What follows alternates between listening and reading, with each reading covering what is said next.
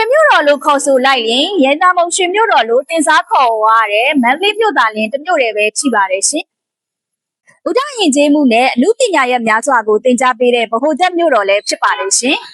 ။အပိုင်းမှာတော့ယဉ်ကျေးမှုစီးပွားရေးပညာရေးဖွံ့ဖြိုးတိုးတက်လာရာမြို့တစ်မြို့ဆိုလို့ရှိရင်လည်းမမှားပါဘူးရှင်။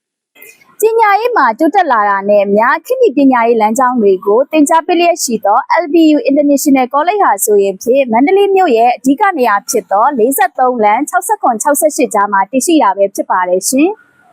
2026နှစ်သစ်မှာကောင်းမွန်တဲ့ပညာရေးရည်မှန်းချက်အိမ်မက်တွေကိုအကောင့်ထဲပေါ်နိုင်ဖို့အတွက်ပညာရေးလမ်းကြောင်းသစ်တစ်ခုဖြစ်တဲ့ GED Batch 4 Program ကိုဇန်နဝါရီ9ရက်နေ့တွင်စတင်ဖွင့်လှစ်တော့မှာပဲဖြစ်ပါတယ်ရှင်။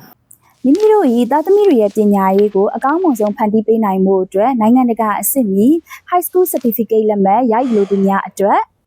အထက်တန်းအောင်လက်မှတ်မရှိသေးလို့ဆက်လျှောက်ရမယ်အနာဂတ်ပညာရေးအတွက်လမ်းပြောင်းနေပါသလား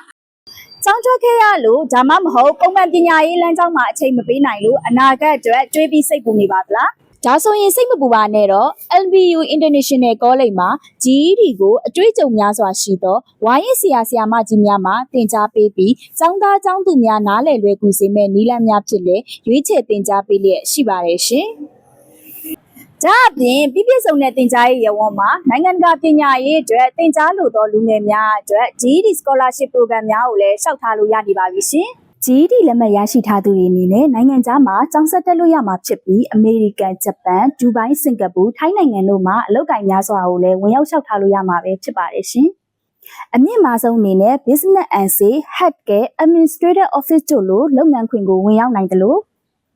လစာကောင်းတွေကိုလည်းမျှော်မှန်းလို့ရတဲ့အထိအကျိုးရှိစေမှာပဲဖြစ်ပါတယ်။ဇန်နဝါရီ9ရက်နေ့မှာဖွင့်လှစ်မဲ့ GED Batch 4 Program ကိုအမြန်ဆုံးလာရောက်ကျောင်းအပ်နှံဖို့အတွက် LBU International College မှာဖိတ်ခေါ်လိုက်ပါတယ်ရှင်။ Education for a promised future